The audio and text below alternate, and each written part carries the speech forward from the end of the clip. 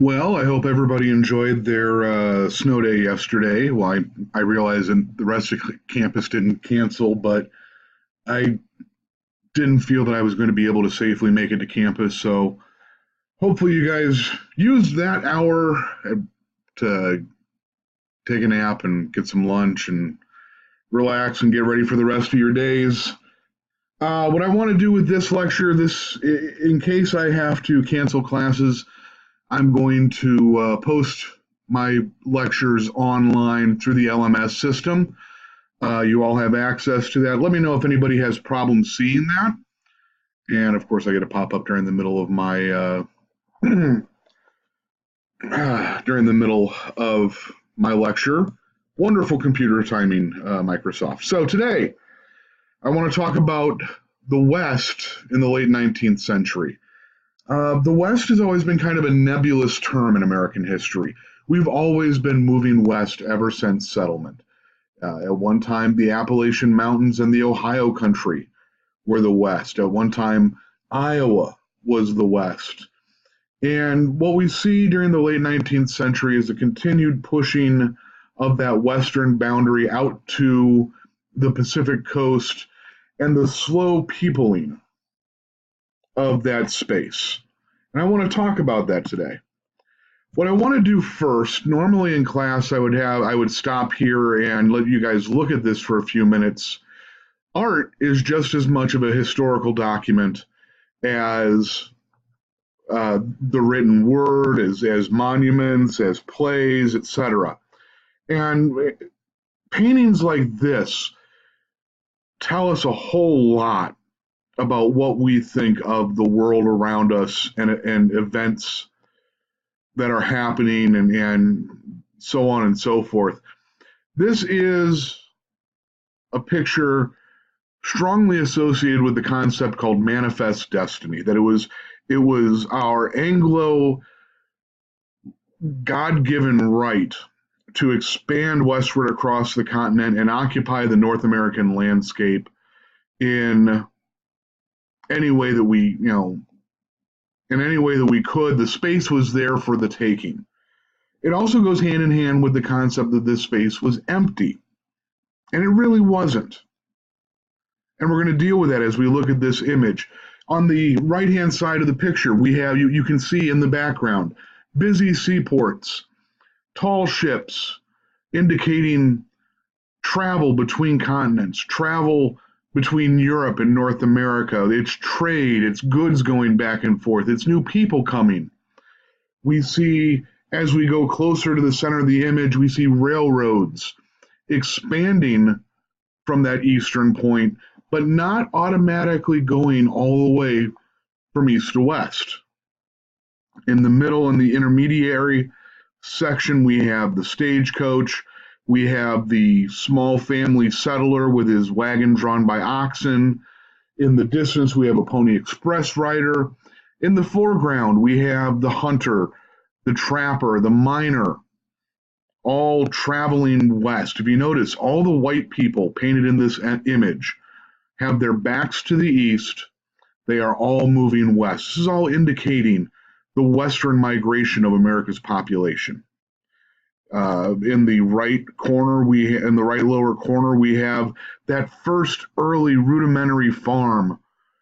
The farmer and his son or a neighbor breaking the land for the first time with their oxen. This isn't the finished farm with the fine farmhouse of lumber and boards. This is a crude log cabin with a stone chimney, trying to break the wilderness and bend it to the hand of the farmer. He comes after the trader, the trapper, the farmer, the explorer, the miner. In the middle of the image, obviously, we have the representation of manifest destiny, of the spirit of Western expansion. She has a book, she's carrying knowledge. She has a wire in her hand. She's bringing the telegraph with her. That's science and technology advancing as we advance across the continent. And if you notice, along the left-hand side of the image, we have the Rocky Mountains in the background. We have a dark, stormy cloud obscuring what that world is. We don't know what that is. We know there's conflict, there's danger in that Western world. It's not for certain. We don't have that clear, bright, sunny disposition that settlement gives to North America. And what we also see are the wild things being pushed to the westernmost extremes of the painting. Not only is it the bear or the wolf down in the lower left-hand corner, nor is it the buffalo herds in the middle portion of the painting. It's also the Native Americans. Everything flees before the hand of the American settler. The American settler is cleansing the continent, he's taming the continent. And this is very much how white people, how American society viewed their role in Western expansion. We're taming a continent and bending it to our will so that we can have the fineries of life and make this a productive, safe, agricultural, and industrial nation. And in order to do that, we need to expunge it of the wildness, either to exterminate it or to tame it to our will. So how do we enable Western settlement? First of all, we need congressional legislation. Keep in mind that if land wasn't owned outright by somebody in the 19th century, it was owned by the government. It's called the public domain. Prior to 1862, you had to purchase your lands. If you wanted to settle on 160 acres of land in Iowa, you had to pay $1.25 per acre in order to purchase that land. So about $200 would purchase a quarter section or 160 acres of land. That's how we handled the settlement of this country from 1820 to 1862. In 1862, the Lincoln administration passes the Homestead Act. We will give you 160 acres of the public domain as long as you set up a farm, a home on that land and make improvements on it. You have to live on that land for 5 years, and very often improvements include building a house, breaking raw prairie for farm fields, fencing it. These are just some of the examples of making the improvements. So this actually, it will lower the cost of settling the land by $200. You're still responsible, however, for everything that goes onto that land. You have to be able to afford to bring all your supplies with you. You have to be able to afford to buy your animals, buy your seed, buy the tools, and bring those tools with you for settlement. Not everybody who applies for a homestead under the Homestead Act actually succeeds. It's a very hard life living as in a crude pioneer lifestyle on the edge of civilization. Imagine moving to Alaska and having to live there for 5 years with very limited contact with the outside world. You've moved away from your family. There's no contact with your family left whatsoever, except for letters. You're never going to see them again. You have to raise most of your own food, and you have to do without what you can't buy. It's a very rough life. Weather interferes with it, crop failures interfere with it. So there are numerous reasons why people fail at homesteading. We also have technological innovation. Railroads are continuing to be constructed across the North American continent, which makes moving west cheaper and faster. By the 1860s, the 1870s, places like St. Joseph, Missouri, are jumping off points for people moving west. You can literally take the railroad to St. Joe, get off the railroad, buy your wagon, buy your oxen, buy the things that you need, load them in the wagon, and go. By contrast, my ancestors that moved to Iowa in the 1830s, when they left New York State, they had to load everything in a wagon and drive that wagon from upstate New York all the way across to the place where they settled in Iowa. It takes months to do something like that. So it still takes a long time, but the railroads speed up the process. They also will help with the creation of towns and the selling of lands, but we'll talk about that later. We also need new technologies that make farming easier. And generally in the 19th century, when we talk about easier farming, we're talking about farming sitting down. So the railroads. In order to finance the expansion of the transcontinental railroads, we have what in modern parlance would be termed a public-private partnership. Essentially, the federal government isn't going to directly give money to the railroads for them to build the infrastructure and rail lines across this country. But they have millions of acres of land that nobody's sitting on. The railroad companies will be given land along their proposed route of travel to finance their construction. And what they will do is they will sell that land in order to generate the funds necessary towards building the railroads. By selling that land, they're recruiting settlers to come west and settle on the lands that they're selling. They're also setting up towns. You can only go so far on a coal-fired train before you need to stop for water in your boiler, before you need to stop for more food, before you need to change rail crews. So the railroads are establishing depot towns that act as a further enhancement for coming out west. It's not just that you're going to come west and buy your farm. We're setting up the towns that will give you contact with the modern world. These towns will allow you to bring goods to market and sell them. You can come and buy goods that you need for your life. And so it makes the move a little bit easier. But again, remember, you're still sitting out there on the edge of civilization. A lot of that land is sold by boosters. Boosters are people recruited by railroad companies and by states to go out and recruit settlers to come to their towns or territories. They use images such as this. There are rumors in the 19th century that Kansas has droughts, that you don't get a lot of rain in Kansas, and that it's hard to grow crops. Well, we know today in certain areas, especially in western Kansas, that that's true. We know that's true here in South Dakota.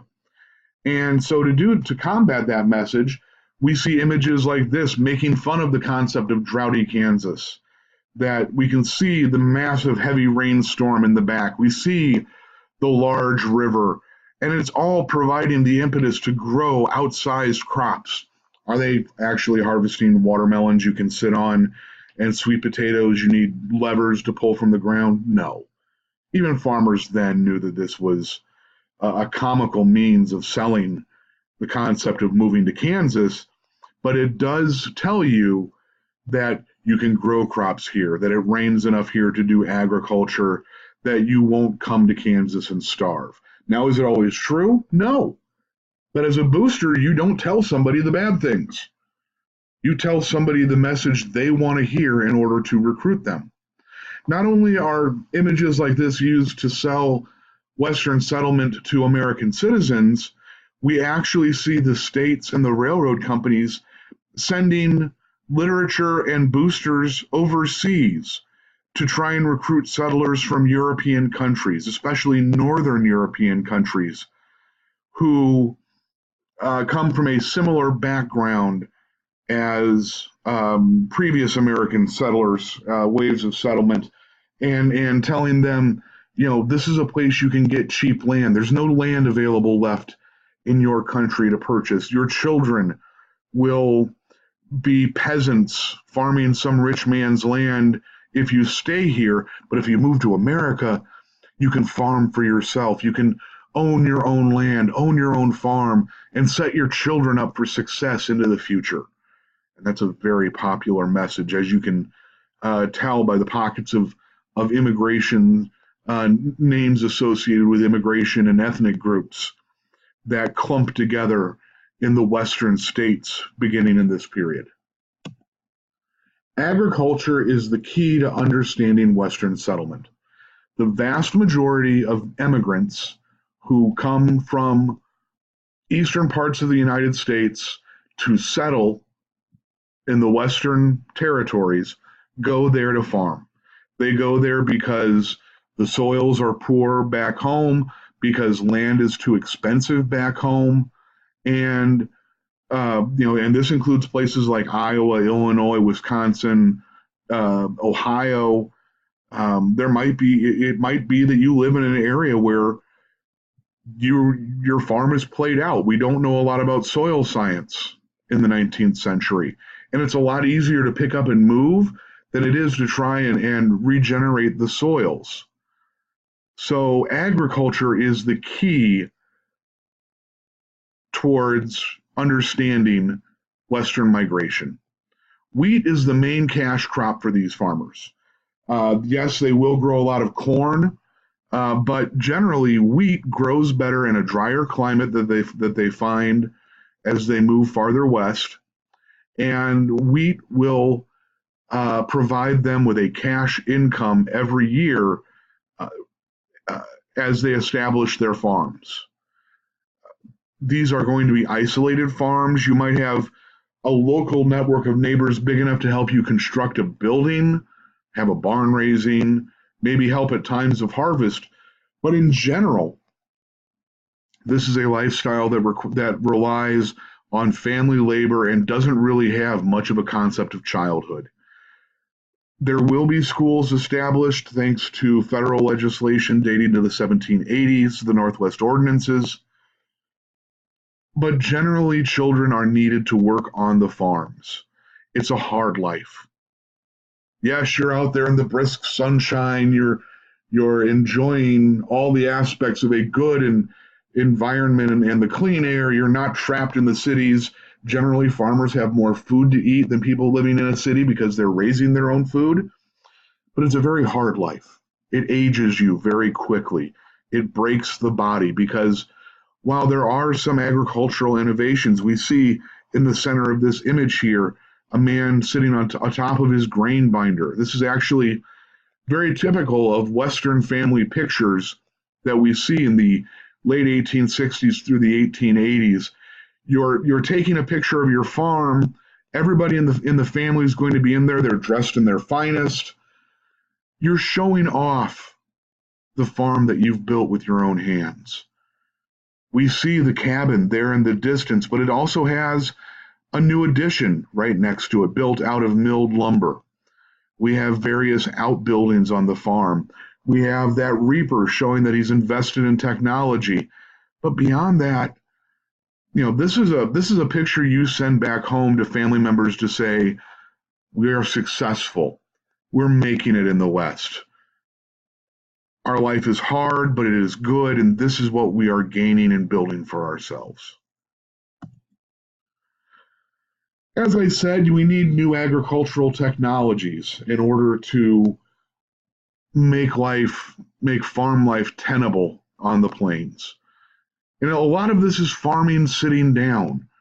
We take this for granted in the age of the engine, the internal combustion engine. Prior to the 1850s, most of your farm tasks were done by hand or walking. You scattered seed by hand as you walked through the field. If you planted corn, you used a garden hoe. And you dropped seeds in the ground individually, covered them up with your foot. You could plant about an acre of corn a day walking. Most farmers before the mechanical corn planter had a cornfield of about 10 acres because that's all you could really plant before the weeds started popping up in your fields, and you had to start to go back and chop those weeds before they choked out your corn crop.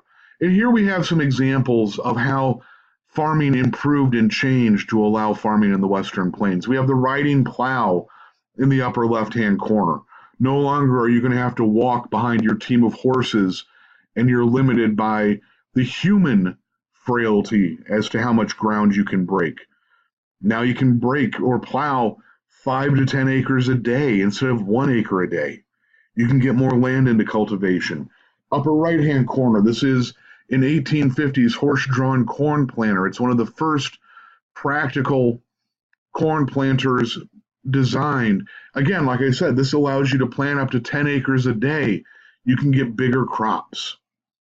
Now, we don't have a mechanical corn picker until the 1890s, but what we do have that especially helps farmers in the West because of their wheat is something like the reaper, which is in the lower left-hand corner. It's a mechanical harvesting tool for harvesting that wheat crop. You can see here the farmer is able to drive a pair of horses through his field. The rakes rotate and they push the wheat up against the blades of the reaper.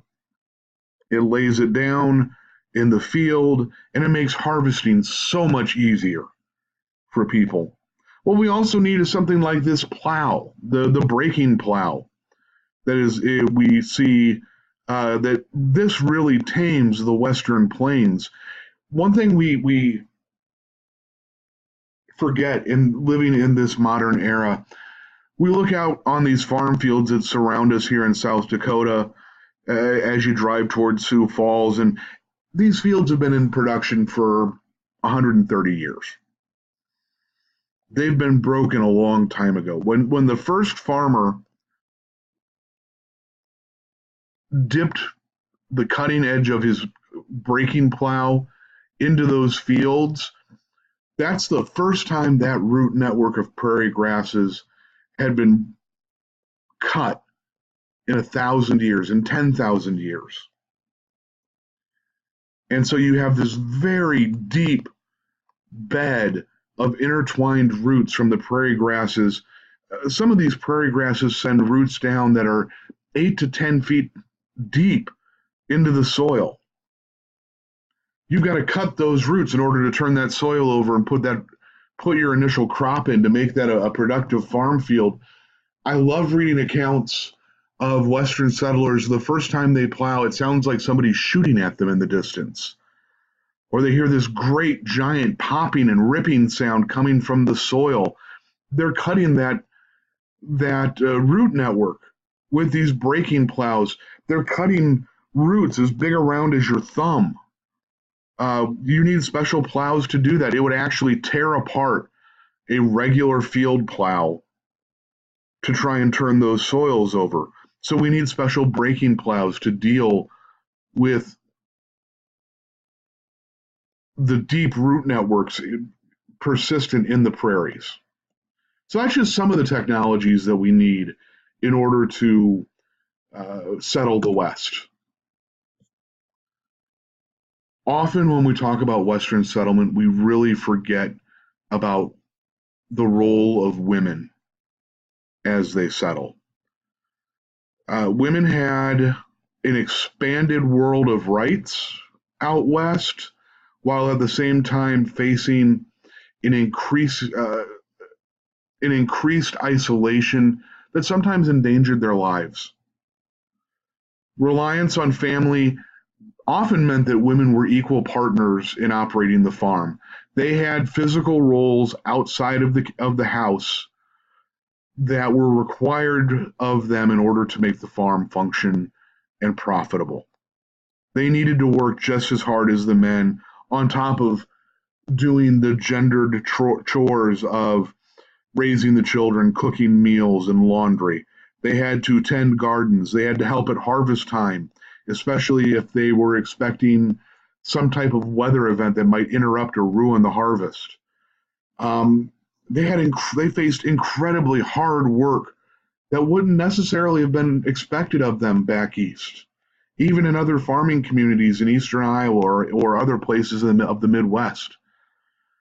On top of that, they are an incredibly isolated situation. We rely on extended networks of friends and family to live our lives successfully.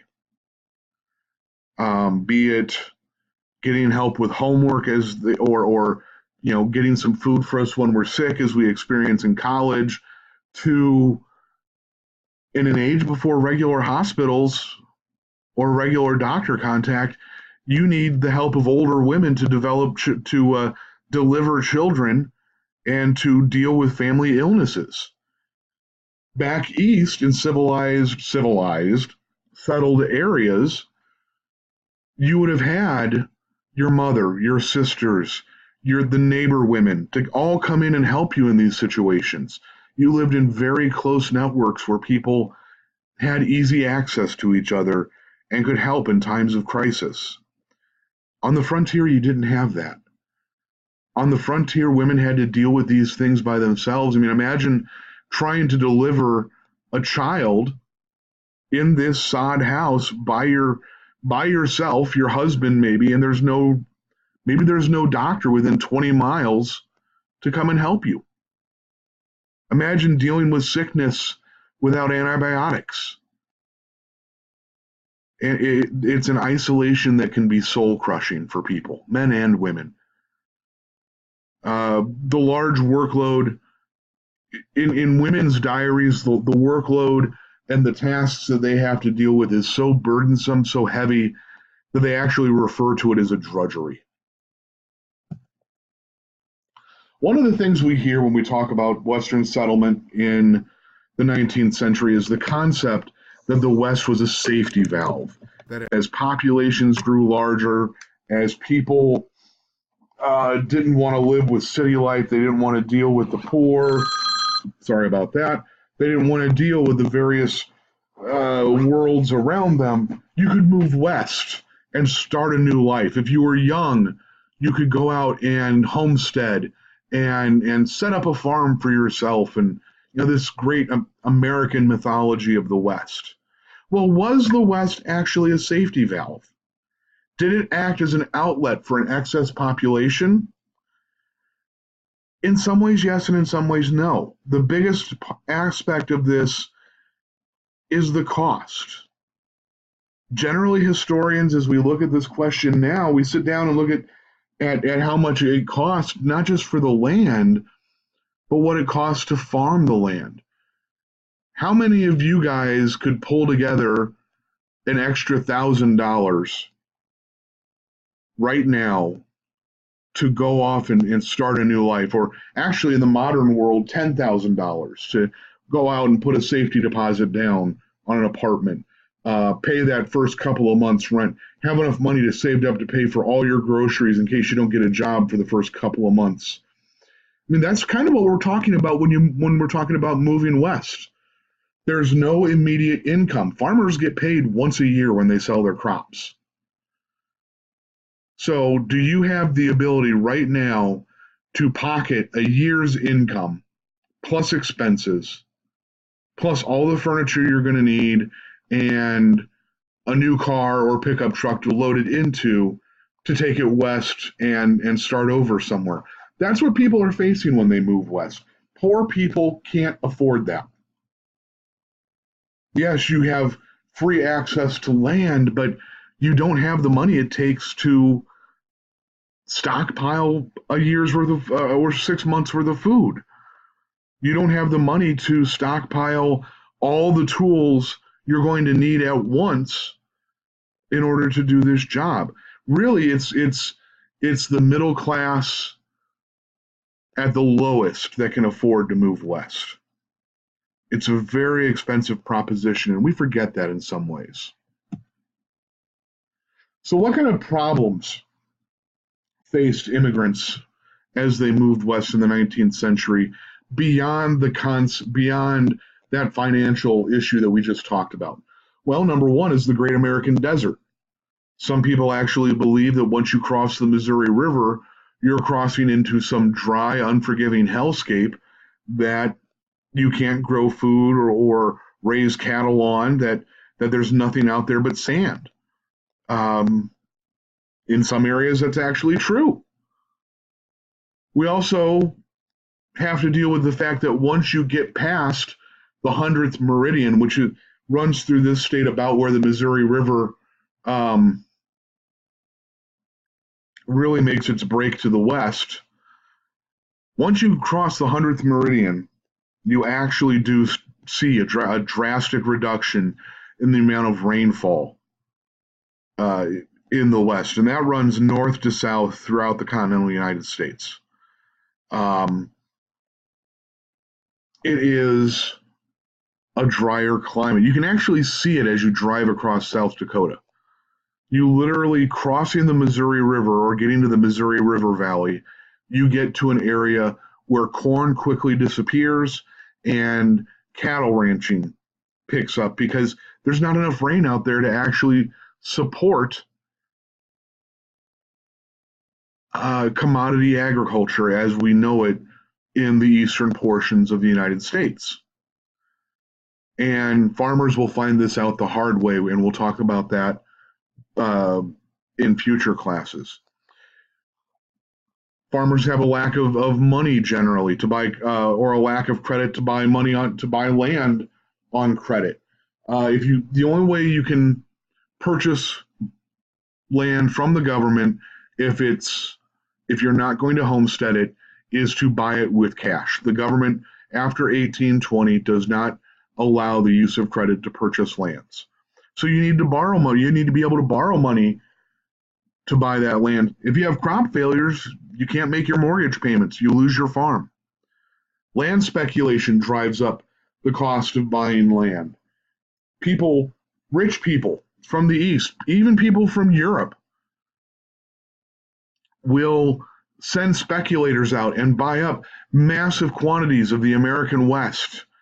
They'll make minimal improvements on it to satisfy the government, but their entire reason for buying that land is an investment piece. They'll resell that land. You buy that land for $1.25 an acre. You sell that land for $3 an acre. You've now made a profit, or $5 an acre, $10 an acre, as more and more people come in and settle in the area where you've purchased this land. This makes people rich. It's in the 19th century, it's better than the stock market because land prices are always trending upwards. We've already talked about the loneliness of moving to the west. We have problems with the open range. Before fencing, people are letting cattle drift and fend for themselves most of the year. You really only pen up your livestock right before you sell them in order to fatten them up on corn. Other than that, you let them graze on their own all year long. It's one less chore you have to do. That means that livestock's getting lost, it's getting stolen. Your livestock is trespassing on other people's lands and destroying their crops. So the open range itself provides a barrier for immigrants. We also have to worry about natural disasters. Lightning strikes or careless mistakes can cause prairie fires, which will consume every living blade of grass or corn or wheat or barley for 1,000 acres or more. You can't stop a prairie fire once it gets started. They're actually rather impressive to see. I was at a National Wildlife Service prairie restoration one year when they were doing a burn-off. The prairies are prone to burning off. It's actually how a lot of prairie grass seeds genetically are programmed to open up and spread the next generation of grasses. The seeds don't activate until they've been exposed to fire. And so it's very natural for these prairies to burn, let alone the fact that they've been trained this way by Native Americans who have regularly burned off the prairies in order to drive bison herds into certain areas in their hunting. But these prairie fires are massive. Even on the one that I witnessed on a relatively small scale, 30 to 50 acres on the patch that I was at, it's a roaring flame.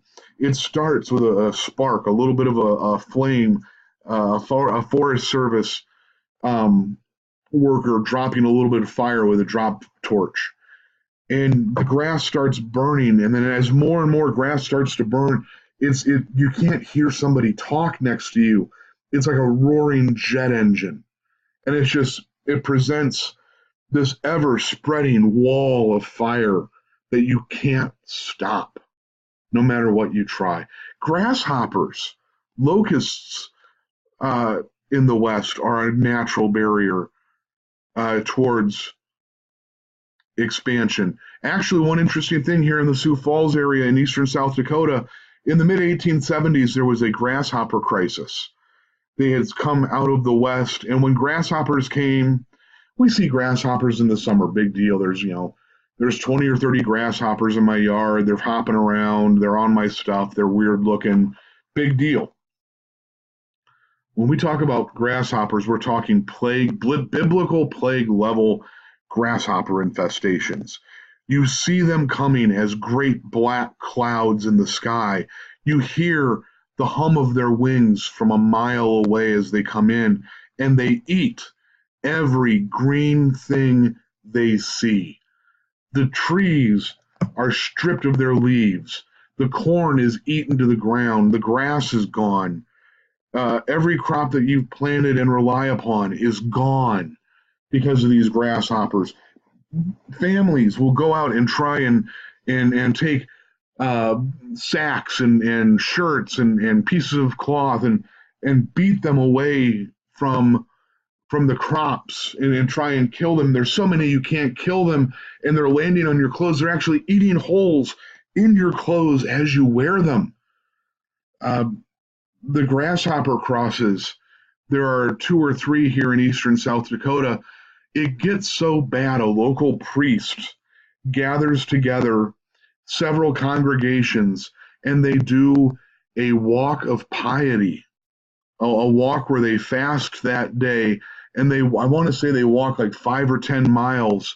And at the end of their walk, they plant a cross in the ground, basically begging for God to make the grasshoppers to go away. That's how bad things get with grasshoppers. The West eventually comes to a close, and we generally date the closing of the West to about 1890. The reason we say the West closes in 1890 is because at that point in the U.S. Census, there is no place in America with less than 2 people per square mile. And when we see that, we see that the open range is gone and that the West, we generally consider that as the point where the West closes, that it's not this great wild expanse of unpopulated land. We now have people living across America, widely spread out. I'm not saying everywhere is like this, but the average shows that we have settled people in every square mile of American continent. What we also see is a historian named Frederick Jackson Turner gives a paper in 1893 posing the frontier thesis. Why is the frontier so important to the American mind? Every aspect of the American personality, ever since the first European landed on the eastern shore of America, has owed itself to the push for a Western migration, finding out what's beyond the next hill. That restlessness that we have in the American soul, the very strength of the American soul, relies on this settler mentality that we've had for 300 years almost in the American mind. That struggle for self-reliance, that willingness to put yourself in danger to find something better over the next hill, over the next mountain, just out of sight. Even American democracy relies on that concept of American greatness that ties directly back to Western settlement. And Turner, with his thesis, states that because of the numbers we see in the 1890 census, the period of the American frontier is closed. We have nowhere else to go. We have no more frontiers. Now, I will say that we challenge ourselves to find new frontiers. We now have, because of technology, the frontier of space, the frontiers of the ocean. We have Alaska, we have Hawaii, but we've run out of frontiers in America. And what will that mean for the American soul? What will that mean as we move forward about who we are as Americans? How will we push ourselves if there are no more areas just over the next hill that are bare and unowned and unimaginable? All right, guys, that's our lecture. It's a little bit speeded up. I know it's 40 minutes. Just sit down and watch it sometime as you can over the weekend. Thank you for your attention, and we'll get back on track in person on Tuesday. Have a great day.